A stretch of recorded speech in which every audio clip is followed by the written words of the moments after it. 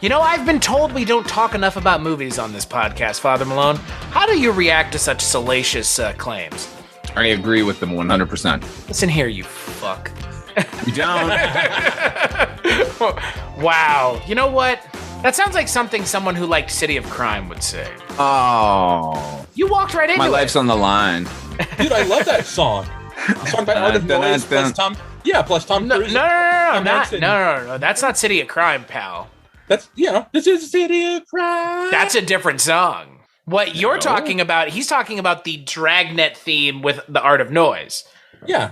That's not City of Crime. That's called City of Crime. No, that's just Dragnet. No, there's two. There's the Art of Noise track that opens the film, and then there's the song that ends the film, which is called City of Crime, which has a music video with Dan Aykroyd and Tom Hanks. And it's Listen, amazing. I don't need to defend this anymore. No, please don't. But instead, are you going to defend this movie? Oh no. What? Actually, yeah. Parts of it. I hope so. Yeah, there's parts of it that are real good. Actually, there's only one thing that is, I think, we have to say completely indefensible about this movie, and we can agree objectively. Okay. 79 minutes. Holy moly. Not long enough. Well, they cut 10 minutes, and we'll get to it. But on this episode of the Culture Cast, ladies and gentlemen, I am joined by Dark Destination's Wolf and Raisin's own Father Malone. Good afternoon. It's afternoon, everybody. It's not even afternoon where you are. I know, right? And, somewhere it is. Right. And everyone's favorite Steven Seagal podcast, because there is only one. He's the co-host of that, the On Seagal podcast, Trevor Gumbel. Thank you. I'm happy to be back. And we're here to talk about Dolph Lundgren's big, fat, juicy cock on this episode of the Culture Cast. What did you think I was going to say? We're going to be talking about He's got the biggest dick I've ever seen on a man. He is Dick Vane. He is. Yeah. Apparently. Yeah. There's a lot made about his member in this film. Yep. This film being Showdown in Little Tokyo, 1991's 79-minute film. For over 400 years, they've developed their own mysterious traditions. For over 400 years, they've had a strict code of honor and unparalleled standards of respect.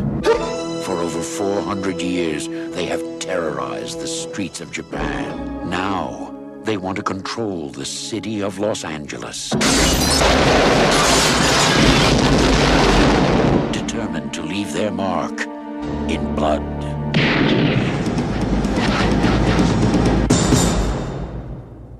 Dolph Lundgren and Brandon Lee are ready for a showdown in Little Tokyo. They're two LA cops who are hungry for a little takeout. Dolph Lundgren, Brandon Lee. Showdown in Little Tokyo.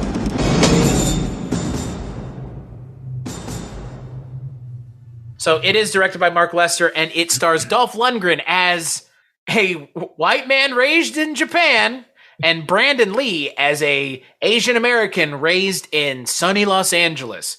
Ladies and gentlemen, they fight one and only Shang Tsung, which is, hey, holy cary-hiroyukitagawa, my friends. If you thought he was good in Mortal Kombat, this is the movie. This is like if Mortal Kombat wasn't a shitty movie. Because it's a shitty movie, but it's fun to watch. This is a fun movie that's not as shitty, but it still has American action sensibilities. Of course. This is an American movie all the way through.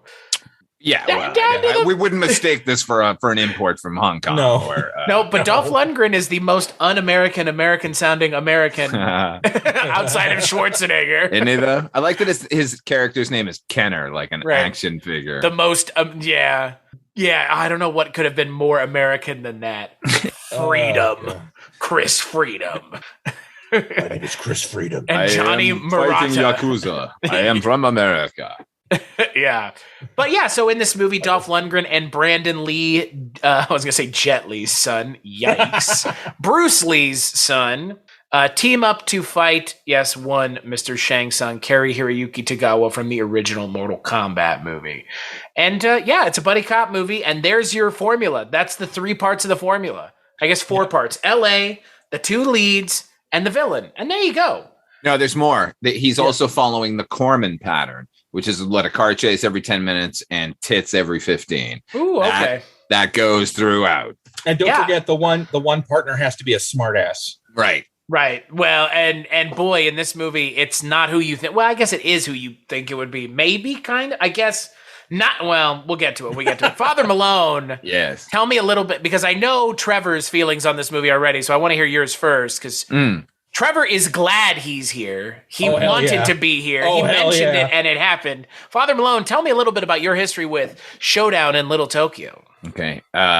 Moved to Los Angeles in 1991. I saw this movie at a second-run house downtown, just miles from Little Tokyo. It's one of those experiences. One of the first movies I actually saw in Los Angeles. It was the third movie I saw in Los Angeles. So this was, however, the first film where I walked out of the theater and got in my car and then drove past one of the locations, which was just completely surreal to me. So the movie has a special place in my heart for that. The script, Then, Now, and Forever, does not hold a special place in my heart. This is one of the worst written scripts I've ever heard. But the action is all solid. I think the stunts are actually really good too. And, no other movie was examining at the time, like Yakuza and sort of Japanese culture. Just a couple years after this movie, that movie Rising Sun came out, which aped a lot of stuff out of this film, although it was based on a Crichton novel, I know. But still, like, it's a fun movie. I think most of the acting is leaden and wooden, and so an actor like cary-hiroyukitagawa, I'm sorry, Hiroyuki. Oh my God! Hiroyuki. I'm sounding so racist. Anyway, I think he shines above everyone in this film because he actually has charisma, and virtually no one else does. Yeah.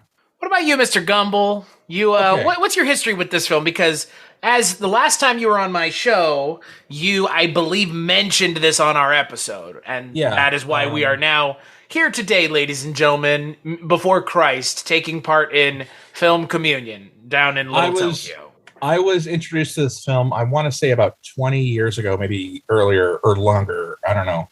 But my friend Jeremy and my friend Jeff had talked about this, and they wanted to show me the film because we loved watching not necessarily bad, just like cheesy action, like 80s films. We were really big on those. So they wanted to show me the film, and they wanted to show me particularly this gaffe that was left in the film where the scene where Dolph Lundgren jumps over the car. You can see the jump, what do you call that thing? The trampoline? Well, it's kind of like a trampoline. You can see it under his feet as he jumps over the car. If you pause it real quick. And that was, I remember, to be fair, the only thing I was worrying about in that scene. And not I can see the trampoline. And I'm watching this film, and I'm like, this isn't a quote unquote good film objectively, but it's a fucking entertaining one. It is a fun film to watch. Mike is right. The script is not very good.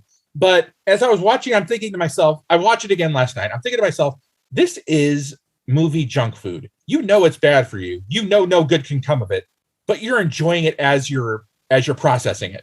And to be fair, I thought Brandon Lee's performance was kind of fun. I mean, he definitely shows.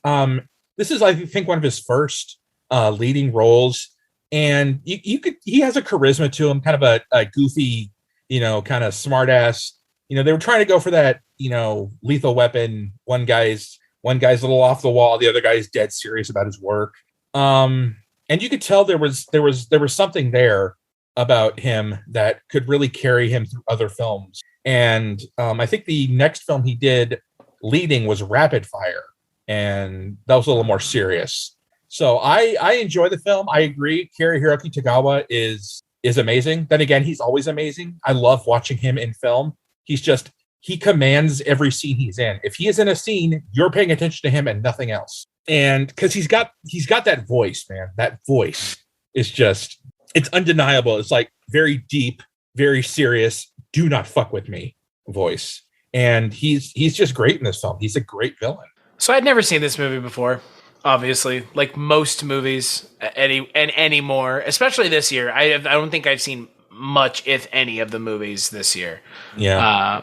You having fun over there, Father Malone? You've never seen these movies, right? I've never seen these movies. Oh, I can't wait to hear this one. Let me just change the title of this statement. Anyway, go ahead. No. Let's not talk about it. So sit down to watch this movie, and again, like I was saying, the thing that jumps out at me immediately is how short the movie is, and it feels it, and it feels truncated. At the end, it feels like there's a scene missing, like a big scene missing. Is that what happened? Yeah, they cut 10 minutes out of the movie. At the end? They took 10 minutes out of the end? It's close to the end, I believe. And so, outside of the truncated feeling of the runtime of the movie and the plot, yeah, I think you guys are right. It's fun, but it feels like it could have used a little punching up. And by a little, I mean a lot. And Are we talking about just the script here? Yeah, I mean, the dialogue needs it. Oh my God, the dialogue was dreadful. Yeah, I'm not sure that, like, the quote-unquote action is particularly bad. It's not anything new, exciting, or novel. It's pretty much stock and trade this era of these kinds of movies from, like, Lethal Weapon on. These are the... I mean, this is it. What's this inspired by? A lot of these kinds of movies. Yeah. And it wears its inspirations very clearly on its, on its sleeves. And that's the problem with this movie is there are so many of these kinds of movies out there, and it does very little to differentiate itself anyways. And this came at the tail end of the sort of buddy cop thing. Like, I mean, this is 91. Yeah. Yeah. I think, as I said earlier, the it's clearly dedicated to Japanese culture. And I think that's what they thought was setting it apart. And, Mark Lester directed a fucking great 80s action movie. Commando, I have seen 1 gazillion times. Commando is probably the perfect Arnold movie. 100%. Like the perfect Joel Silver movie too. Like, so I've liked other things he's done. In fact, Roller Boogie. I love Roller Boogie. So I like Mark Lester as a director. Clearly, I do not like him as a writer because it's one of the worst. So yeah, I think they could have punched the script up and it needed to be elevated because it's at the tail end of the buddy cop thing. Like you need to, at this point, be commenting on it in some way. It's not enough to have the white guy who was raised in Japan and the Asian guy who has no idea of his own culture. That's a potent idea, but it's not really, there's no payoff because these characters just speak in, catchphrases at each other. Well, and what I don't understand, just getting right into it with Dolph Lundgren's character, what is the reason that he lived in Japan? So he could essentially culturally appropriate because he's not Asian. No, but I think his parents, they were stationed or they worked in Japan. So he was living there because and then once they were killed. But you know what I mean? You know what I mean? You know what I mean, though? Yeah, it happens because they want it to happen. Right. It's a little contrived is what I'm getting at. It's actually a lot contrived. I wonder if some of that backstory was part of the 10 minutes that was deleted from the film. And that's what I wonder, because again, it feels like there's more of an idea with Dolph Lundgren's character that we don't end up seeing. Like there's something else here, is what it feels like. Considering at the end he effectively dons this samurai outfit in order to deal with the villains at the end. I'm like, well, like I said, see how serious? End of the see what I mean by the end of the movie feeling truncated? Right. It's like somebody decided this is how the movie ends, and we don't care if there's 10 minutes of footage somewhere. Yeah, like, whatever. Yeah, Mark Lester wasn't very happy with them cutting the 10 minutes out of the film. No. Would you be? He's still proud of what happened at the film. He wanted it to be very goofy, like a comic book, kind of not to be taken too seriously. And for that, I kind of give him a little slack, being how bad the film is. I think it's easy to say that after the fact, isn't it? Like, I was just kidding.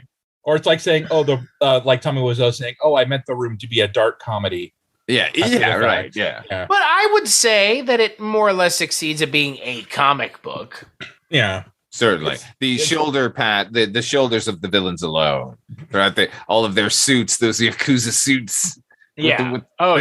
Shoulders so wide they can't fit through doors. Well, and some of the effects, when cary-hiroyukitagawa cuts that chick's head off, It's like he just knocks her head off. Let's talk about a scene, huh? Shall we? Yeah, boy, what a scene. Wow. So about a third of the way into the movie, cary-hiroyukitagawa finds out that this chick has been telling people kind of what they're up to, smuggling this like hyper meth into the United States. Well, he's hearing her like talk to Tia Carrere, the leading lady of the film, who frankly doesn't really need to be in the film because she doesn't really add much. What?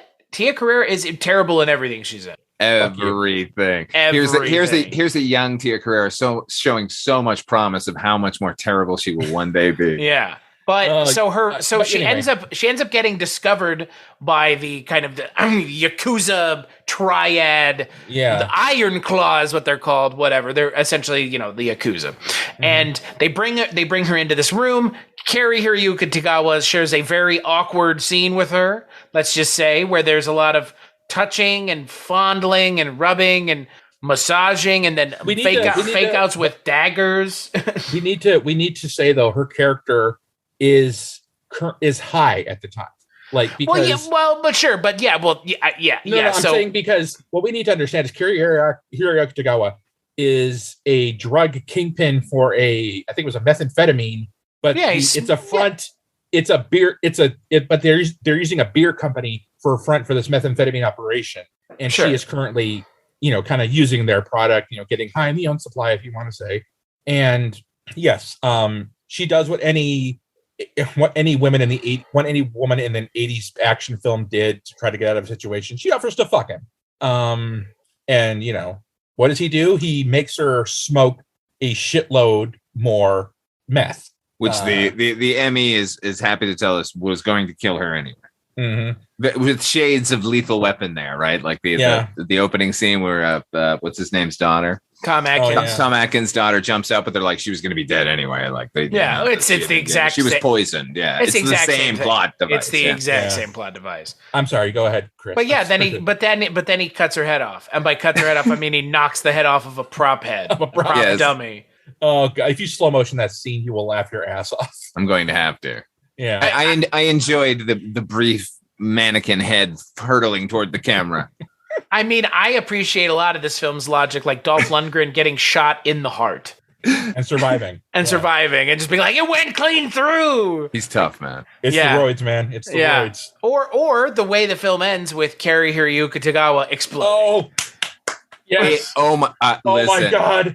I can level a lot of criticism at this movie. The last third, that climax, that whole action is fucking gold. No, it's great. No way. I love that.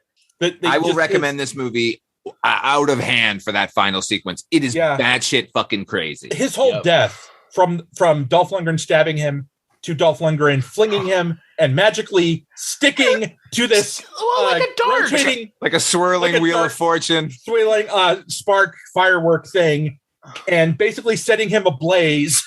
It exists to explode and kill this guy. That's the only explanation. It's so wonderful. It's still spinning, and oh my God, it is the greatest death scene I've ever seen. It's fantastic. But the best part, you didn't mention the best part. What's that? He's screaming the entire time. Oh yeah, just for like a good 45 seconds. It's a wonderful. Even while he's even when you can tell he's a complete fucking husk, he still starts screaming. Yeah. I gotta mention one thing before I forget. One of his henchmen is played by Tatsu from Ninja Turtles 1 and 2. Yeah, Splinter's correct, man. Yep. This is like he's got as much range here as then. This is the only other thing I've ever seen him in. Yeah. I Tatsu now lead. You sure do. His death scene is better than cary-hiroyukitagawa's because Brandon Lee's stilted acting is so bad. And it's so funny because Father Malone, we talked about it on the Dragnet episode where it's like, oh my God, this is cops acting poorly. He's like, you have the right to remain silent. Yeah. You have the right to an attorney. Yeah. Oh. And then he's like, you have the right to die. Boom! And it's like, holy shit, movie. It's absolute insanity. Abuse of police power. He not only murders that guy, he blows up that entire. Yeah. He throws him into a still and then tosses a lighter in after saying you have the right to die or whatever the hell, and blows him and And the flame from the Zippo lasted until it hit the alcohol. Yeah, of course. Yeah. You would expect the wind resistance of It a never American goes out. made. Yeah, it never goes out. Also, the explosion, if we're talking stupid physics, the explosion exploded just that singular thing. Yeah. Didn't explode the other three stills next to it. They blew just in columns. Also, That it was didn't harm the beer. It's also superstructure. beer, not liquor. Beer's ABV is like 5 or 6%, but okay. Well, and you have to expect Brandon Lee when he's flicking the lighter to use the light to America. I'm a smoker. I mean, his line's pretty great. I like the way. Oh no, that was a terrible line. Well, I you have the like right to it. be dead. You have the right to remain dead. I like it. Come on, it's great. What's wrong with it? Please. This is a cheeseball movie. It fits in the tone of the movie. Yeah, it's like I said, it's why I give the movie just a little bit of slack because This is the same movie where Brandon Lee comments on Dolph Lundgren's cock. Unironically, like with awe, like and not once, but like twice he mentions it. Like, I saw you out there, I'd be this movie terrified is- too. By the way, this if movie's it wasn't obsessed clear from my earlier comment, you've got an awesome dick. This movie is obsessed. This movie is obsessed with the size of male genitals. No, Like the just scene- Dolph Lundgren's Lundgren's. just No. There's the scene in the bathhouse where cary-hiroyukitagawa gets out of the sauna, and Dolph Lundgren's looking at him and like saying he can't get it up or something like that. Yeah, but he's saying that because the girl told him, because he like raped Tia Carrere. He's trying to like, he's getting in his head. He's not like looking at his dick. Yeah, Dolph Lundgren should have looked at him in like Sopranos and been like, and you by call the that way, a dick? I need Shouldn't to he have ask just you- opened his robe or whatever? And let his dick slap cary-hiroyukitagawa upside the head. Yeah. I need to ask you gentlemen a question. That bathhouse scene, those hot tubs were like pretty small, right? What do you mean? Yeah. They're- The tubs in the ground. Yeah, but there's this. They cut to a scene where one of his henchmen is swimming. Yeah. It's great. Bond henchman style. How Again, the fuck? How much? Trevor, where is he again, swimming? you're defending the movie for being all over the place, but then you're degrading the movie for having no logic. That was the one scene I was like, I don't care. Go ahead. I know. I'm enjoying the lack of logic of the film. Like I said, this movie is junk. I know it's objectively bad, but I fucking love it. I think the best part is when he shoots Dolph Lundgren with that hose and it sends him flying. Whoa! Yep. Pretty Like the fire spectacular. hose Yeah. in UHF, man. Like Yeah. the fire hose in UHF. Yeah. No, I mean, this kind of pushes the subgenre of buddy cop movies. I think it pushes it too far. It goes a little too far because in going too far, it ends up not going far enough, if that makes sense. Like, if you're going to suspend and abandon logic altogether, why not just go for it all together? Make That's it a what I comic mean. book. Right. Yeah. If you're going to go this far, you should go a little further. Punch that person through the wall. Right. Like, you know, you want to. Just Grab do it. cary-hiroyukitagawa's head and have Dolph Lundgren rip it off. Yeah, just punch it right off. Cary-hiroyukitagawa's death scene shows the promise of what they could have done Yeah. in the absurdity of the film. We need a sequel. They It's have these small the moments best part of the absurdity. movie. Yeah, they have these small moments of absurdity that yeah, you're right. They should have gone further with it. Yeah, that's what I'm saying. Like I said, if Cut you're off gonna the go mannequin this, head. if you're gonna go this far, go a little bit further. Right. Like when the and guy they cuts wanted his to. finger They, off. they cut that woman's head off in that scene. That's pretty wacky. Yeah. Like when the one They guy cuts wanted his to go finger all off, the way. Make it silly. Make Yeah. him cutting his finger off fucking ridiculous. Like Yeah. make the finger fly. I mean, it is kind of funny when he's like, "That's not enough." Stabs him in the fucking neck. Like, it just reminds me of that SNL skit where Chris Farley is on this Japanese game show and Isn't he like doesn't understand- electrocuted and such? he doesn't understand what the hell's going on, and he just ends up answering correctly out of sheer ignorance of the. He's like, Godzilla. His answer was Godzilla, and I'm like, and Mike Myers is playing the Japanese game show host, and it's like, Godzilla, that's right, and it's kind of racist now. Trevor. Now that I say it out loud, it sounds pretty racist. Yeah, you started saying Gojira. Well, Gojira technically is the Japanese name. I mean, no, Sure, but the way you were saying it was I offensive. don't mean it. Don't try to get me canceled here. I'm not trying to. Anyway. You're canceling yourself. But like I'm saying, this game show, Chris Farley doesn't know what the hell is going on. He sees the other two contestants who are Japanese answer disconnect. Well, not Japanese because it's played by Janine Garofalo and. Oh, this is getting better the more Big Trevor more. explains it. And whenever they get a question right, they're forced to cut off a finger. Wrong. They're forced to cut off a finger. And you're right. Chicken Tales from the Crypt episode. You need to see the skit. It's the one that Mike White didn't like. Cutting cards. Cutting cards. You ever seen that one, Trevor? I have. I don't think I've gotten that far yet. Lance What season was it? Season 2. Season 2. It's not that far in. But Mike White didn't like it. Shockingly, that's a good one. That's a good one. But it does have it does have finger cutting scenes. Well, it wouldn't be the first time I've disagreed with Mike on a film or a TV. Does he know that? You know what? That I disagree with him on certain things. Remember, I told him about Transylvania Look upon the face of, 5000. oh my God, get out. I told him about that one. Shut your mouth about this goddamn movie. Father Malone, you talk about the movie that haunts this podcast. What movie? Transylvania 5000. Good movie. Yeah. Good movie. Solid movie. Funny. He's good, huh? He's funny. Performances. Oh, yeah. Ed Begley. You know what, Jeff Father Malone, Goldblum. you're not Gold. selling me. One more thing. Lie. Continue your lies. Gina Davis. Oh, In that- Gina Davis is in fine. that vampire outfit, man. Yeah, correct. We agreed. 5 years ago, that was the best part of that movie. Ed Begley Jr. and Jeff Goldblum have great comedic chemistry. Fucking haunts this show to this day. The This theme stupid song, fucking movie. My fault. It is your fucking fault. That is your fault, Pat. Wait till I program whatever the next thing is. Wait. Oh, You just God. wait. Oh, and I will appear on every episode. Do you know that the Petey Wheatstraw episode is still like one of the highest downloaded episodes of this fucking show? How? I know. How? Chris, you're one of my best friends. I love you to death, man, but What? I have to bring. I just need to bring it up from time to time because I know you fucking love bringing it up. It's a great movie. It's not a great funny movie. Michael Richards is hilarious in it. Michael Richards. Talk about the original canceled. Michael Richards. Know about me. He canceled I know himself. about you. I know That is the original canceled, right? That was like a viral thing. Oh, it was like that was I was thinking about. Like, no, that was earlier than that, wasn't it? Maybe no, I missed. Yeah, I thought the original cancel was Mel Gibson. No, I think that was before. I think it was after. Was that after Michael Richards? Dude, Around the same time. It was pretty neck and neck there. I went and looked at some of the stuff Mel Gibson said to his ex-wife. Oof, dude. How he would not like if that happened today? No, man. If he was coming up and said that shit, he would not have made anything. Gone now. He's doing.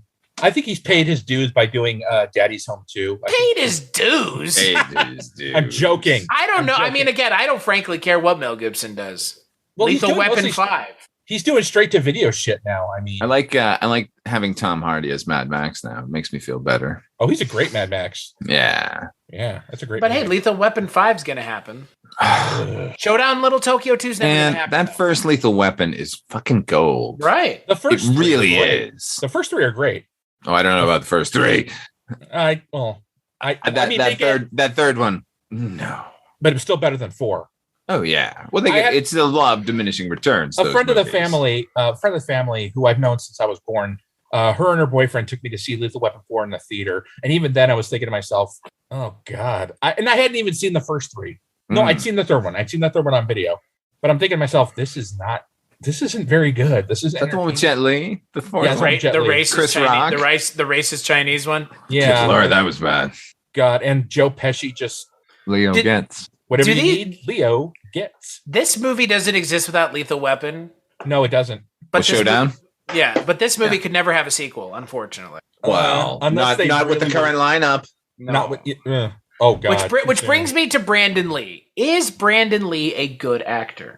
No, not here. He's not. He's got way. He's way too earnest in his performance. He's way too like. I need to be the goofy sidekick, funny guy. The character is written so straight. Guy. Yeah, he doesn't look the part. He doesn't sound the part. Way too hard. He's trying way too hard to. Lee he's a chunk of wood in this movie, but he got progressively better in the few things he did. So that ultimately the promise is wasted. You know, I'm wondering if he felt pressure to live up to the charisma that his father had. I mean, he did. How could you not? Because that's where studios were like. I think studios at first were like stunt casting because this is Bruce Lee's son in an action hong. You almost did it too, didn't you? What? You almost say Jet Li? No, I said Bruce Lee. No, I never was close to saying Jet Li. We'll see. I respect Bruce Lee. But I like that Bruce Lee cutout that they have in Game of Death where it's like in front of the mirror.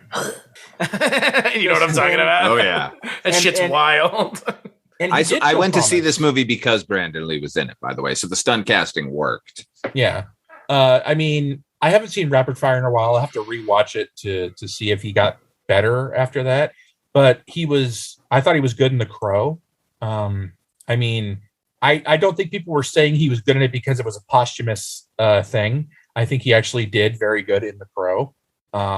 He was wet behind the ears. I think he was just really trying to impress and he was trying to fit into a niche that he really didn't really fit into. I mean, I think he could do the smart ass comedic relief thing, but he didn't need to try so hard to be that. But if the script had been better, then he might have been able to float, but the script was awful and he's not good. So. I don't understand the way the character is written in the movie because if you cast him, that's not the way that character needs to be written. There's no way that he is believable as that character. Right, the wisecracking thing, right? Or the wisecracking thing, frankly, the earnest thing even more. Like, man, I believe him as a kid from the valley who's completely disassociated from his culture. Like that, that came through, right? Yeah, but that's what they should have weighed on more. Totally, the earnesty when he's talking to Dolph Lundgren because Dolph Lundgren wants to kill cary-hiroyukitagawa, and Brandon Lee is talking him out of it, saying, if you do this, you disrespect your ancestors or whatever. Yeah. Your fucking samurai warrior shit or whatever the hell he says to him. You fucking samurai warrior asshole is what he calls him. You know what? As I'm thinking, maybe they were trying to do like a Red Heat thing. Maybe. I mean, that is the movie that if I really sit and think about it, that's kind of what it feels like more than anything else. But again, that movie's amazing. Mm-hmm. Red Heat's great. I love that movie. Well, plus James Belushi had honed his kind of, smart ass character for about a decade or so before that movie. But to be fair, if this movie had Schwarzenegger in it, it probably still would have been pretty good. Because Arnold Schwarzenegger, his charisma can kind of make even a shitty project float. Look at a movie like Eraser. Right, like who gives a shit about it? But like, who cares ultimately about that movie? It's just another Arnold '90s movie. But I would watch it because it has. But I would watch it again because it has Arnold, and I've seen it more times than I would have this movie because this movie just has Dolph Lundgren. Not to say there's anything wrong with Dolph Lundgren. Yeah, but he's a sinkhole of charisma. Like he's great as Ivan Drago because he's monosyllabic. Like he's menacing. He's and a beautiful human being, no question. But like. Yeah. Like he doesn't have any charisma to speak of. No. I will slightly disagree with you on this one. He's not as charismatic as like Schwarzenegger, Stallone, all these others, but I still think he has a certain charm that makes his movies enjoyable to me, at least. Like the film I Come in Peace. That was a great Lundgren performance. I think Masters of the Universe, he was kind of wrong for that part. It's the same problem. That movie is wrong altogether, man. You have to craft a Dolph Lundgren film. Like, if you knew you were going to cast him in this movie, The Showdown in Little Tokyo, then they should have made this movie about Brandon Lee, and the fucking Dolph Lundgren character was the minor character. Like, something to like lift the scales. And I don't understand why that wasn't the case. Like, because it didn't really focus on either one, and that's almost the biggest mistake. And wouldn't the audience relate more to Brandon Lee's character not having he is our foray. He's our, because Red Heat, they share it 50-50. But in Rush Hour, they share it 50-50. But you could have done in this movie a fish out of water less so. But even again, like if they had just given Brandon Lee more screen time. Mm-hmm. But it does still come back to the writing, because the writing is just very there is no interaction between the characters. It is just one-liners. It feels like his character, Brandon Lee's character, was just suddenly forced into the film. Not really much setup for him to be in the film. He's just suddenly he's there. Yeah. Now he's your partner, and it does feel kind of out of nowhere, and you're not really set up for it very well. And they want to get to the buddy cop part of the movie. Yeah, but they force it too much. Right. It's too forced. I do want to give him props for the scene where the guy breaks his own neck when Brandon Lee runs into the room. And the line reading really is, that was nuts. Like, yeah, you're absolutely right. Correct. It was. Yeah. So like for anyone, I think that points even more to like the fact that we should have been following his character from jump, like, you know, and he gets involved with this giant muscular white dude who's more Japanese than he is. Like, I mean, we don't really know shit about Lundgren's character either. Right. Again, we get a couple of flashbacks, but what do those matter? I mean, it's just some kid watching. And they also want to talk about things that make no sense. You have cary-hiroyukitagawa looking the same. Almost exactly the same. Yeah. We get to see him pre-scar, which the makeup is not fantastic in this movie. No, and it's his non-dominant, it's his non-camera side most of the time too. Yeah. I keep forgetting it's there, and then he'll turn, and then you see the terrible makeup, and you go, "Oh yeah, right. He's got the scar from Lundgren, right?" Yeah. No, I completely agree. The movie should have been again. If you have Brandon Lee, like you've mentioned, Trevor, who does get better in other things, it should have been Brandon Lee as the main character, or at least the focus. He could, Lundgren could have been a secondary main character because Red Heat, they share it. But I think it would have been more interesting if Brandon Lee is tasked with fucking dealing with this guy who comes to the United States because he's chasing cary-hiroyukitagawa to the United States. Yeah. From Japan. Because he's a white cop in Japan. I think it'd be interesting because they're asking Brandon Lee to investigate this Yakuza, and he doesn't know shit about Yakuza. If he had been the main cop of this, because Dolph Lundgren seems to know all this shit about Yakuza and Japanese crime syndicates. Brandon Lee doesn't. I think if they had Brandon Lee saying, "Okay, now you're going to follow this case," and Brandon Lee is completely out of his element, like, what the fuck? I don't know shit about Yakuza, right. And he eventually learns more about it. It doesn't have to be like a personal, I get in touch with my heritage story. It just has to be a better fish out of water when it comes to crime syndicates of different countries. But Dolph Lundgren's not a fish out of water in this movie. That's the problem. But the point, to your point, it would have been better if it had been a fish out of water with Dolph Lundgren coming to the United States from Japan. It makes no sense that he's just an LA cop who has all right. It gives his character way more Japanese. Like, yeah, you start questioning, why is he so Japanese oriented still in America when he was only there when he was a child? Whereas if he gets off the plane and go, "Oh, this is the guy," he's been that's just forever. Red Heat. He's literally just Red. Yeah, it's literally just Red Heat. Because it is just Red Heat. Brandon Lee, like in that scene when he's doing Exasperated, like, what is going on? He's really good, and the charisma sort of shines through to who that guy is instead of making him be Tom Hanks in Dragnet. Yeah, right. I think Dolph Lundgren, they don't really do much with his knowledge of Yakuzas and Japanese syndicates, other than he knows a little bit of martial arts, and we're supposed to just assume, since he has that thing tied around him or is wearing this certain thing, that he is obviously a master of his craft. That kind of... And it allows them to throw Japanese, scenery all over the movie. I mean, look where Dolph Lundgren lives. Yeah. Oh my goodness. Where is that? Where is in the that? Hollywood Hills, of course. Where is that in LA, right? Like a traditional Shinto temple that you live in? Like, where is it? Just over the hill when you're going into the valley, right there. Right. Chris, you've never been to LA. I have. I have been to LA. I've never seen this guy. You haven't been to LA lately. You haven't been to LA lately. Oh, sorry. All the Shinto temples all over the place. All over the fucking place, man. And the rent and the prices are through the fucking roof. Well, man. that's always been the case. You can't get a good Shinto housing for less than $1 million, man. And then it gets burned down.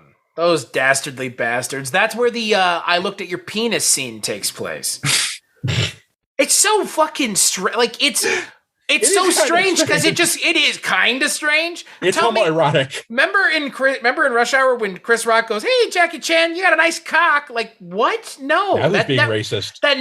Me. I'm well aware. Thanks. I corrected very quickly. I don't understand the point of the fucking line. Like, who was it script orient? Like, did that originate with the director when he wrote the script, or was it like Dolph Lundgren was like, I think you need to mention how big my dick is, or maybe somebody saw how big Dolph Lundgren's dick is and went, write that shit in. I'd like to this is what I want to know about the behind the scenes of this movie. Where's the Blu-ray with the commentary? And about that singular line.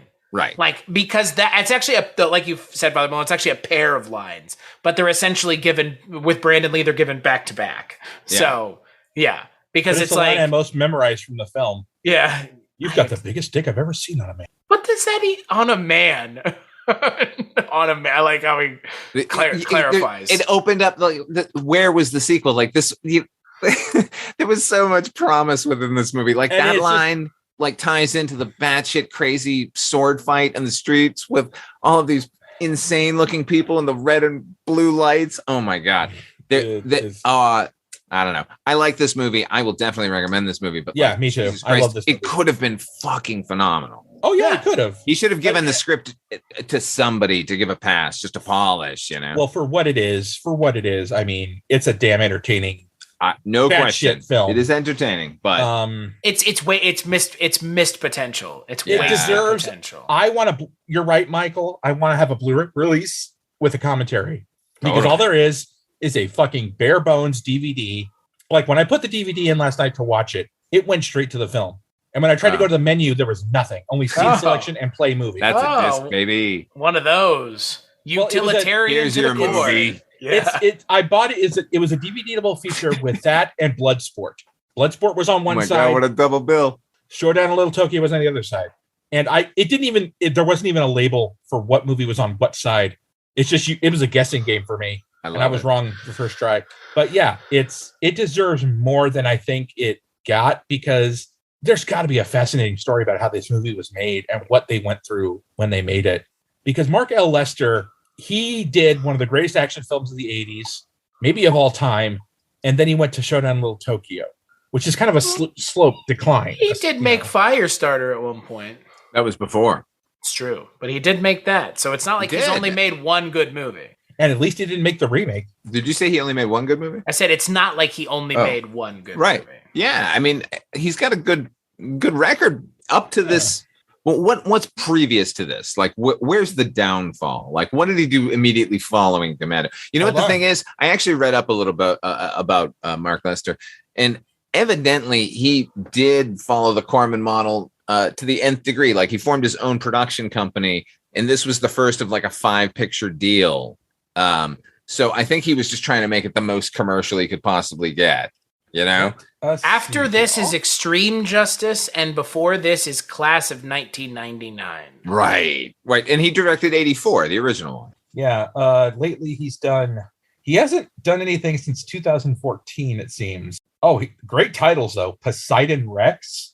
Yeah. Groupie, Pterodactyls. Yeah, he did a lot of straight to video shit. Pterodactyl Pterodactyl is the film with Coolio. That's right. Is it? God. It is. Oh, damn. Get Mark Lester on the phone.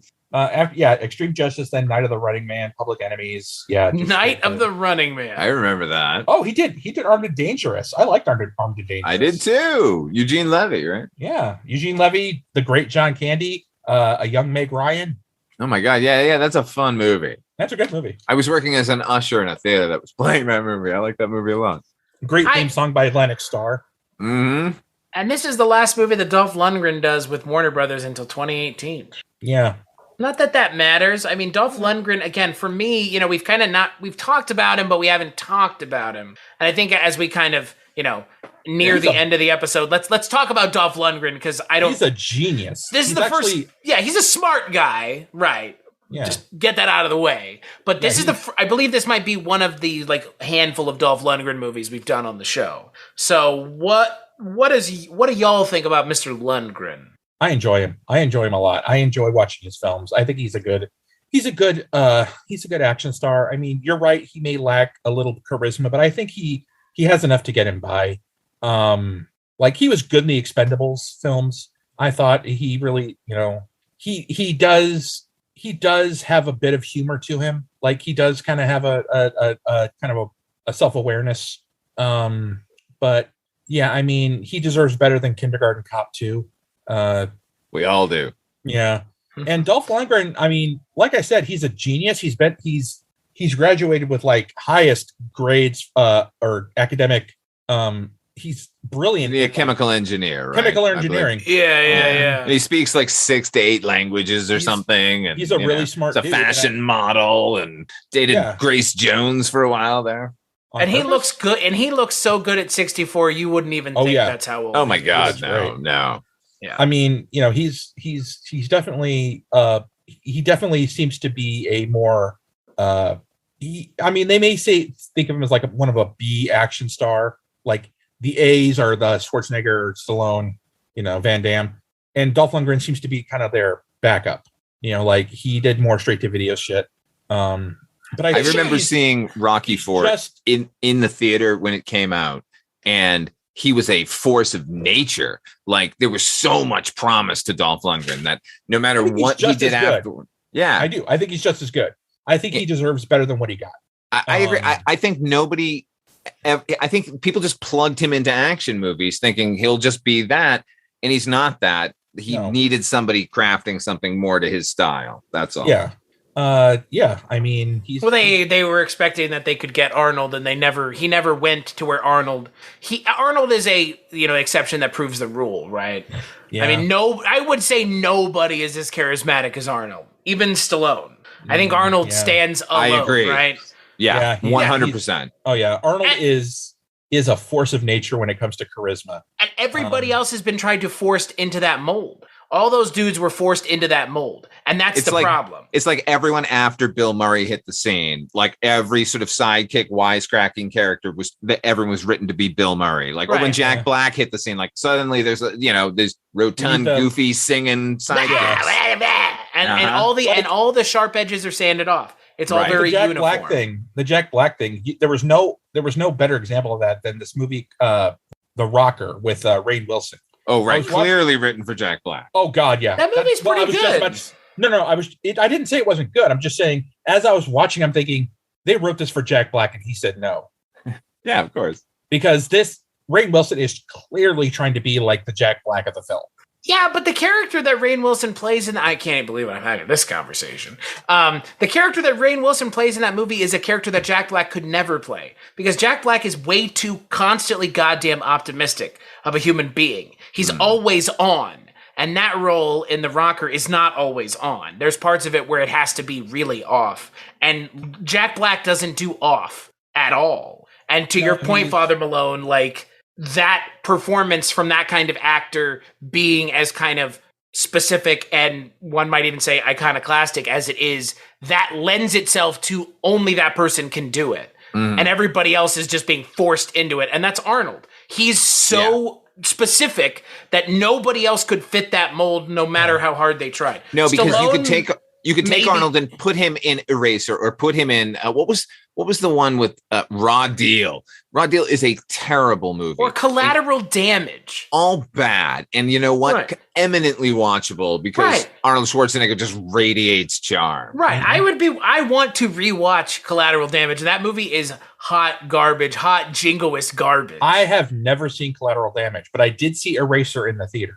Eraser's good. James Caan is the bad guy. Yeah. It was on TV the other night. I was watching it. Yeah. It's fun, right? It was good. Yeah. Dude, the scene where he takes out the villain at the end, the train just boom. Yeah. Oh my God. It was good. It's a great film. I mean, it's fun. It's a fun Arnold movie. Yeah. It's directed by Charles Russell, who did Nightmare on Elm Street 3. He did The Blob. He did The Mask. Oh my God. So yeah, good. It's a good movie with a good director. Yeah. And I have never understood how Dolph Lundgren never, like, again, not even Dolph Lundgren, but how none of these action stars, anyone at any point ever said, like, maybe we should write to their strengths. Right. Because like the best ones are written to their strengths. Like you mentioned, Trevor, Stallone and Van Damme. It's the movies that they succeed in are written to their strengths, like Kickboxer and Rocky and absolutely. Those are written to the strengths. The problem is I think is that they thought, this is guaranteed money no matter how shitty the script is, because this guy is in it. Oh, we got a Dolph Lundgren and we got a smartass. This is money in the bank. And I don't even think they cared who they were casting. I think they were just trying to make these action movies as fast as they could. They were churning them out. processing. They were being processed like cheese, man. It's but the thing is, this is weird because it's in two spots. It's in the buddy cop movie world, but it is in the action movie world because we keep talking about Arnold, and like Arnold really only ever did like one buddy cop movie, right? Yeah, which was Red Heat. Yeah, this movie follows the Lethal Weapon formula, but this is the Arnold Schwarzenegger version of Lethal Weapon. Does Last Action without Hero Arnold count? Schwarzenegger, so we don't. It never pays off. Last Action Hero count? It's probably the closest thing. I mean, it was more taking out the tropes of those types of right. those types of movies. It's probably the closest thing to a buddy cop movie outside of the actual buddy cop movie that he did. Right. Yeah. Look, I love Red Heat. It's a good movie, and it's a Walter good. Hill Arnold made that movie. Yeah, and it's got. Fucking hey, man, the action is par excellence. I mean, it's got some great Arnold lines. You're stupid. And he looks good in that Russian uniform too. Oh my god! Right with that fucking hat. Cocaine him when he opens the leg at the beginning of it. Oh my god, so good. Bare ass I and haven't seen Arnold. that movie in like 30 years. I gotta watch it. It's a good one, I've never seen it. I've never really? seen Raw Deal. Never seen it. No, you mean not Red Heat. Well, I haven't seen either of them. I've Really? seen parts of Red Heat. I've seen parts Raw of Red Deal's Heat. not good. Raw Deal's real bad. It has I've seen Darren the scene McGavin in- in it though. I know, which is the only other thing I would recommend it. I've seen the scene in Raw Deal where he's playing poker or playing this thing or craps or something, and the dice are magnetic. Yeah. Yep. Yeah, And he goes, magic. it's No, a real. and he flips the table over. It's a real bad movie. Yeah. It's not The good. scene where he puts in the Rolling Stones tape and he blows out the windshield with the machine gun and then just starts driving that. Okay, it's a pretty good scene. Pretty good scene. Yeah. But this is like, this has this weird, and honestly, you could even make the case that this movie does also veer into Hong Kong movies as well with Brandon Lee and the inclusion of it being in Little Tokyo. You know, it's strange. This is tonally a strange movie. But I think The setting is never utilized to the fullest. It's kind of just, they skirt around it. Yeah. At the end, when it turns into one huge comic book and like it's like this fantasy version of Little Tokyo, like that's pretty fantastic. We have a dragon parade every night, folks, 9 p.m. Yep. And that's what it should have been. Leave through the back of a Chinese restaurant, and there's going to be a fucking parade going on and a every night market and a night market in the background. And a like, night market. Fuck it, yeah. Like I'm. If that's what you're going for, fucking do that, Right. and don't do it in the last 10 minutes of the movie. Like, Right. please. You know, they didn't skimp on Little China and Big Trouble in Little China. They made a world that the characters fell all the way into. They should have done the same thing with this thing. I'm wondering if- whatever they wanted Little Tokyo to be, which I'm was wondering if shoulder by the pads and title machine they guns. were. I'm wondering if by the title they were trying to get people to think it's like Big Trouble in Little China. Probably. 100%. That's what I thought when I saw it in the paper. Oh, really? Back in the day. What the hell is this? And I went, oh, Brandon Lee. Ah, I mean, Brandon Lee. I'm sorry, but he's no Jack Burton. no. Who is? He's not even Egg Shen, dude. No. Just have you noticed that we're almost done talking about the film, and we've not once. Well, other than when I mentioned her, we've not once talked about Tia Carrere's character. Because she's awful. My God, what The less said about black Tia Carrere, hole. the better. her body double. Oh, right. Yeah, I was wondering Oh God, that. her obvious body double at the I was wondering that. I was like, that's a body double, right? Yeah, I've never. Okay, I've seen her wear tight clothing. Her tits are not that big. Trevor, ladies and gentlemen, they feel like bags of sand. Yeah, like a bag of sand. Look, what I don't understand is why have her in this movie and then have a body double. They need Like, a just love interest. Well, just cast somebody else because she's not a good actress. or just I bet cast they- the I bet girl they that got her got- head she was- cut off. Yeah, she was right about to break Tia Carrere, right? Like Wayne's World was the next Like year the next or year, something the very next year. So I'm sure they cast her and she and then we're like, you know. Oh, great. Yeah. I hope she can sing. Right. Jesus. Yeah. But you know, she had a very successful recording career, Tia Carrere did. She's a good singer. I'm sorry, she's a good singer. And, you know, she was also in undoubtedly one of the worst episodes of Tales from the Crypt. Mm. And she was also in True Living Lies. Tattoo. Yeah. True Lies, I like that movie. It's okay. I know, She's okay, unpopular opinion. Bad. Oh, the She's film is bad okay. in it. It's unpopular Well, she's opinion not in because that long, it's woefully thankfully. anti-Islam. So Me and yes. Michael, Yes, me and it Michael is. were talking about that before you got on the. Yeah, you got on the Yeah. mic. Yeah, we were it's talking real. about like, yeah, this movie would not be made today. No, should not I mean, be even made fucking, today. I don't think even fucking Rush Hour could be made today. You could make Rush Hour. You could just be more sensitive and make the comedy not about punching down. Yeah, no N-word dropping. No. Although I do think that scene with Jackie Chan using that word and getting his ass handed to him was a little bit funny. But it's funny it's funny in the context of the movie, but like yes, it couldn't happen today. Oh God, no. No, people would be upset. I'm not sure. Yeah. I'm not sure why, but again, I mean, they have good chemistry. It's not like the worst thing in the world for them to say it in a movie. Quentin Tarantino gets away with it all the time. Yeah. Oh God, right? Yes. Yeah, and look at how he uses it. Oh yeah, God. That scene in fucking Pulp Fiction. That scene in all of his movies. yeah, the everything of Quentin Tarantino. The existence of him. Yeah. The thing about Jackie Chan and Chris Tucker, they had chemistry. They had better chemistry, I think, than Dolph Lundgren and Brandon Lee did. They don't interact well. Not really. But who interacts well with Dolph Lundgren? Who? Bridget Nielsen. Right, but she's like as his mouthpiece. Yes, that could have worked too. I want to see those two characters Grace now Jones. I want to see crime in Los Angeles. No, again, if he had been a true fish out of water, that would have fixed everything with Dolph Lundgren. He wouldn't have had to talk. He would have spoken Japanese. When he starts to, when he opens his mouth, they expect because he's white, he's going to only speak English and he only speaks Japanese. Is that a little insensitive? Sure, but guess what? That's essentially red heat. It would have been great. Like going into like the parlor and everything, and it was like making fun of the white guy, and he's like, "I'm more Japanese than anyone here." Yeah, and they're talking shit about him, and then he chimes in Japanese. Did we just write a scene in this movie that would have been better than most of the scenes? Yeah, right. Yes. God, and by the way, hard. Can we? I know this movie makes zero logical sense, but let's talk about the fact that it opens with a bunch of these characters being confronted by Dolph Lundgren in a kickboxing tournament, right? And then they assassinate their enemy, and then the very next scene he sees them again in the by happenstance where he's now meant to meet Brandon Lee and doesn't immediately arrest them all. I was just like, weren't they shooting machine guns at you like he needs his breakfast 4 hours ago? His handcuffs are a gun.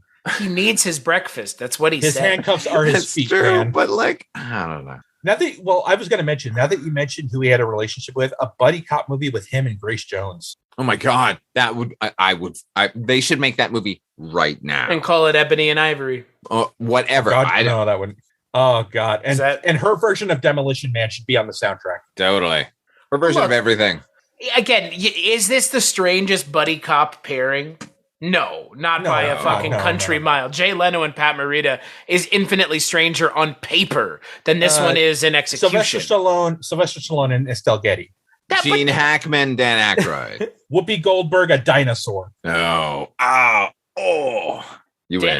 John Leguizamo and Bob Hoskins. Fuck you! Isn't that just a buddy cop movie? No. You will not disparage them. I didn't disparage them. Calm down. you were That's a plumber movie. That's a buddy plumber movie. That's a brother plumber movie. Okay, and but the best goddamn plumbers Brooklyn's ever had. My point stands. It's the buddy cop conventions transposed onto something else. I mean, isn't the buddy cop movie? Isn't the buddy cop idea just something like the Odd Couples transposed onto police officers, anyways? Yeah, but Jack Lemmon and Walter Matthau fighting crime. Now that would be something I would watch. Rest in peace. Yeah, I would watch that. Well, Walter Matthau does it very, very well in Taking a Pelham 1, 2, 3. Grumpy old man with a gun. Love of that movie. Yeah. Dude, if Two If by Sea had Willem Dafoe taking over the boat like in Speed 2, classic. I'm glad we watched this movie, but yeah, it's kind of a weird little entry into the buddy cop genre. You need to really be kind of in the mood for it. Yeah, so on that note, I'm going to give you each the opportunity. What is your favorite buddy cop movie? Oh, I need a moment. Right, that's what I said. Go ahead. Ooh. You got a moment. You both have a moment. It's the could magic of editing, folks. You could go the cliche route and do Lethal Weapon. But where are you going to go? If Lethal Weapon's your favorite, Lethal Weapon's your favorite. But I can't imagine but it's not, I can't imagine you, Trevor, would stick with Lethal Weapon. No.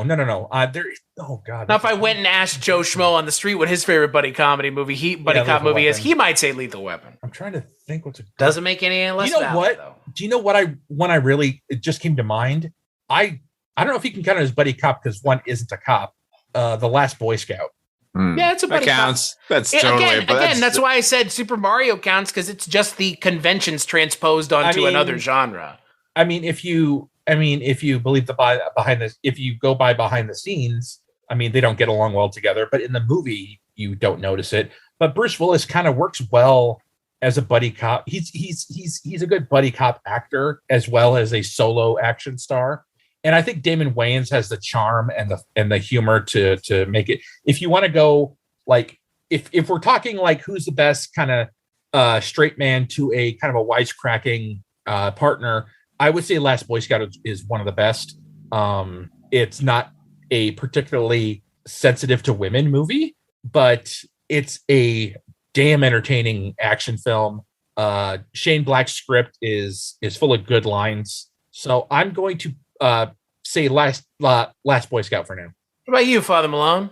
I agree with everything you just said about Last Boy Scout. I think that's a really good movie. But my favorite of this genre is The Hidden. Ooh, that's it. Yeah. Speaking of Red Heat, fucking Kyle MacLachlan, Michael Nouri, and that opening with God, what's his name? Chris Mulkey. Where he's the businessman and he's just wreaking havoc in a Ferrari. Oh yeah, that one. I like that movie a lot. That one was 100% playing with the genre. Like it knew we're making a buddy cop, blah, blah, blah. I think like a close second for me would be Alien Nation, the James Caan, Mandy Patinkin thing. Oh, that's a good one too. That is a really good one. Rock O'Bannon wrote that one. We can call him that because we're his friends. Yeah, we pal around. We know him. He knows us. I mean, he does, technically. I don't think we ever said a bad thing about him. You're referring to Edo Ross when you mentioned Red Heat with... right. Yeah, because he's in the Hidden as well. Yeah, he's also plays Itchy in Dick Tracy. He's so good. He's like a Walter Hill regular. He's so good. He's a great actor. He plays... what the hell was he in recently we watched? And he wasn't the crazy character. Oh, Lethal Weapon. He shows up in Lethal Weapon, not crazy in the scene. Yeah, he's freaked out. Yeah, Mr. If you're Joshua, Gary give me Busey, your arm. You guys are out there like fucking Pluto, man. If Gary Busey is playing the villain in your film, no one's going to out crazy him. So why even try? That's correct. It kind of began there, right? Because he hadn't had the accident yet. I thought he hadn't started talking crazily to the press. Like it was suddenly like, ooh, who's this Gary Busey? He's very frightening. And then he just played himself in Predator. He played the same character essentially from Lethal Weapon in Predator 2, and Point Break. Yep. I mean, the same character all the way down. This is why you're popping dimples off your fat face and jacking off to the lingerie section of the Sears catalog. Is Point Break a buddy cop movie? Yeah. Okay. Yeah. I've never seen it. I've seen it. I enjoy it. I haven't seen the remake because I have intelligence. I tried to watch it. I wanted to give it a chance. And I quote, I have intelligence. I like that. That's fair. You know what? I'm gonna go. I kind of have a controversial answer. But it's kind of been at the top of my mind. It's something I really like. And again, this might piss some people off. I really like Loaded Weapon 1. What, some people not like Loaded Weapon 1? But the problem is could it be considered a buddy cop movie when it's a parody of? But yes, because but I think The Hidden is a parody of buddy cop movies. So yeah, well, so was Last Action Hero, and it's still valid. It's a valid answer. I think for me, if your parody is still a good version of the kind of movie that it's parodying, it can stand as that kind of movie and as a parody. Mm-hmm. That's the most successful kind of parody, not a Seltzer and Freeberg joint. No, don't get me started on those assholes. I know, but I mean, again, like anymore, like that's what we think of when we think of parody movies. But when I think of parody movies, I think of Mafia, Naked Gun, Loaded Weapon. You know, fucking the original Scary Movie. Frankly, Airplane, shit like that, and like, but those are all also good. Right. Those are good versions of the kinds of movies they're parroting. Yeah. I think Loaded Weapon 1 might be my favorite buddy cop movie, and I am That's a good ashamed to answer. say it. It's a good movie. I like Emilio Estevez and I like Samuel L. Jackson. I think they work well together. And I think Samuel L. Jackson is almost a better version of Murtaugh than Danny Glover is in a lot of ways. Well, I mean, I don't know about this was that. a movie That first Lethal Weapon. that the Loaded Weapon 1. I mean, Samuel L. Jackson was sort of known, but he kind of blew up after the fact, right? And he kind of became the serious, he became the serious. He's still having fun at this point. Like with Die Hard with a Vengeance, which I thought actually no, I might change my answer. I think Die Hard with a Vengeance is better than Last Boy Scout in terms of buddy cop. Oh, I disagree. You didn't think Bruce Willis and Samuel L. Jackson were a good pair? I think they're a good pair, but I don't think they hold a candle to Bruce Willis and Damon Wayans in that movie. I think it's a tie. I'll say it's a tie. I think in that movie that demonstrates you can do a stoic character like they're trying to do here with Dolph Lundgren, but Bruce Willis is still so charismatic that it just carries it. Yeah, plus you got that amazing script bolstering it. And John McClane is in Loaded Weapon 1. No problem. That's still one of the funniest scenes. That shit's hilarious. Like it's just great. And the fact that they're just like, we're just gonna have Bruce Willis be in our movie. The helicopter's and he's like, what? Yeah. No. Yeah, it's great. It's great. Way. Sorry about that. No problem. I think that might be my favorite buddy cop movie for sure.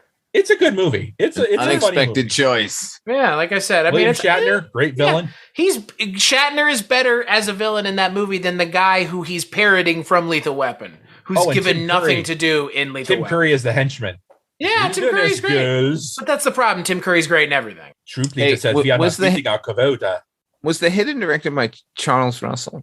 Was. Okay, because we were just mentioning him earlier, so that's fine. Yeah. He's an underappreciated director, I think. I agree. He's not as well known as he should be. Nightmare 3, Nightmare 1, Nightmare 3, and New Nightmare are the only Nightmare movies I really frankly care about. 1 and 3 for me. Mm-hmm. Yeah, and I know New Nightmare is controversial and it's not everybody's favorite. I like it just fine, but 1 and 3 for sure. Yeah. 2. I will defend 2. I like 2 a lot. I think 2 is something different altogether. As its own thing, yeah. Okay. I'll defend it as its own. In the multiverse of Freddy Krueger.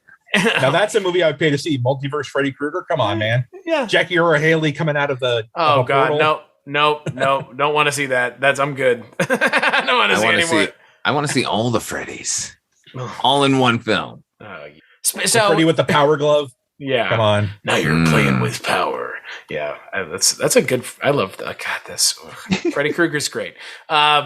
So speaking of, I don't know where we're going here with this, but Father Malone, final thoughts on Showdown in Little Tokyo. Worth a look, honestly. It's good to see Brandon Lee. What can you do? Like it's bittersweet for all the promise he's putting on display. Dolph Lundgren is a chunk of wood, but goddamn, he's a beautiful one at that, and clearly has the biggest dick of any action hero. And I'm not kidding when I tell you the climax of this movie, the finale, that fight scene, from the moment the swords come out to the swirling wheel of fortune of death, it's solid entertainment. Yeah. What about you, Trevor? Final thoughts on Showdown in Little Tokyo? All right. This movie, like I said, it's junk food. It rots your teeth, but it's only 79 minutes. I don't think you'll feel like you've wasted your time. I think if you go in with the mindset of stupid buddy cop film, and you'll be surprised with some pretty surprising scenes, pretty entertaining stuff. There are great things, fun things about it. And if you go in with that mindset, you'll really enjoy it. And it's only 79 minutes, so whatever. There are worse films to waste your time on. Yeah, I would agree.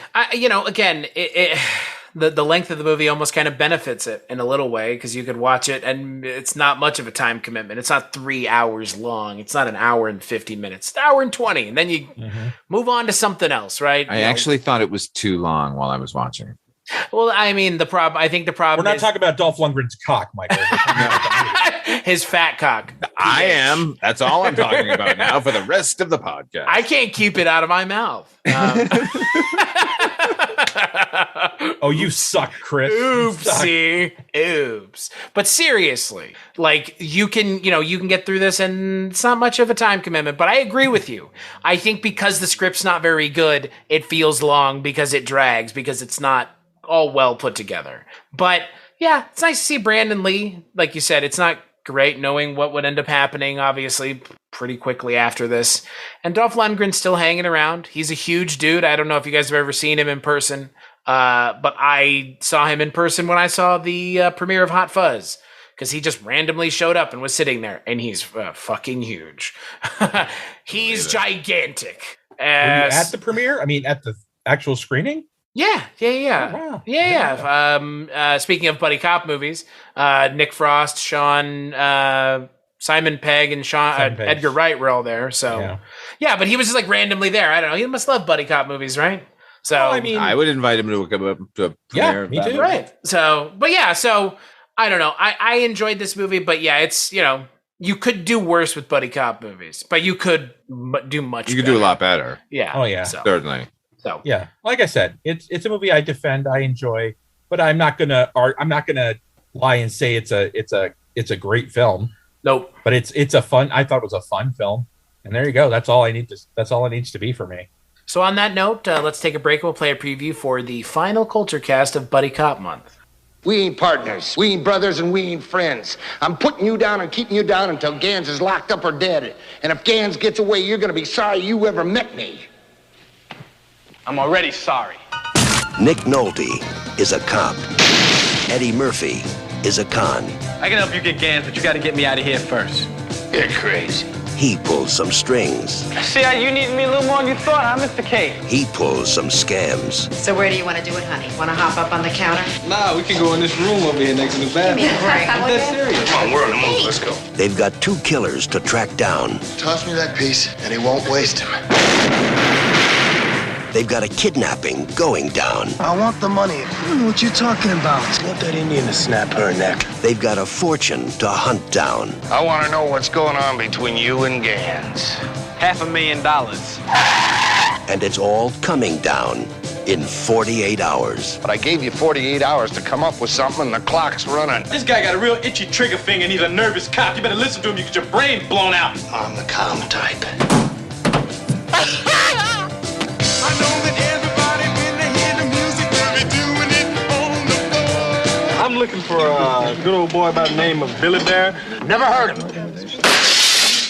Heard of him now, man? Jump up and down and turn around and tell the band to play some more. You know, you are real stupid for a cop, man. You following this guy too close. Yeah, well, most cops are pretty stupid, but since you landed in jail, what the hell does that make you? So tonight you can dance and romance and do anything you feel like doing. What's happening, Luther? I'm sorry about the door, man. Did that hurt? It looked real painful. You come clean and we're going again right here, right now. So don't look surprised, cause you know what I like. And tonight we ought to do it. Are you in some hurry or something? Yes, I'm in a hurry. I haven't done anything for 3 years. Oh, you used to be a priest or something. This ain't my night. The boys are back in town. If you screw up, I can promise you, you're going down. The boys are They couldn't like each other less. They couldn't need each other more. You want to bet? And if they can get off each other's case, Look at you, you got a $500 suit on, you're still a lowlife. Yeah, but I look good. they just might solve this one. Being a cop is a hard job, Jack. Nick Nolte, Eddie Murphy, We ain't brothers, we ain't partners, and we ain't friends. Now, if Gans gets away with my money, you're gonna be sorry you ever met me. I'm already sorry. 48 hours. There ain't no fooling around. Y'all be cool. So on the final episode of Buddy Cop Month, we're going to be taking a look at 48 Hours. Another movie I've never seen. The buddy cop movie. Yeah. Oh my God, yeah. Everyone says Lethal Weapon, but even Shane Black says, but there was a movie a couple years before mine called 48 Hours, which is a perfect movie, and I agree 100%. Called Freebie and the Bean. That's the one. Freebie and the Bean. Oh man, you're not going to talk about another 48 hours? Nope, just the original 48 Hours. I like I like another 48 Hours actually. Well, I've never seen either. I've never seen 48 Hours. I envy you. But you have.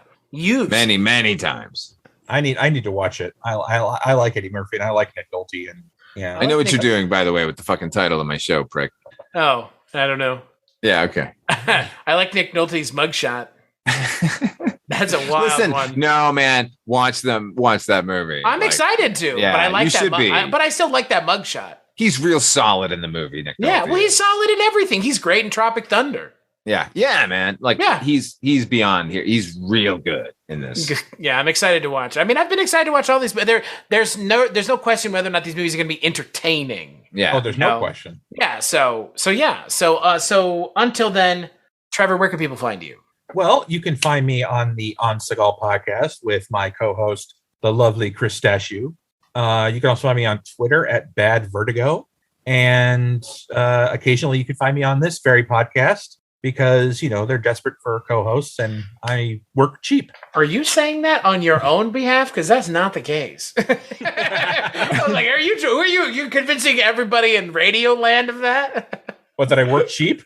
No, that we're desperate for co-hosts. They're banging down the door.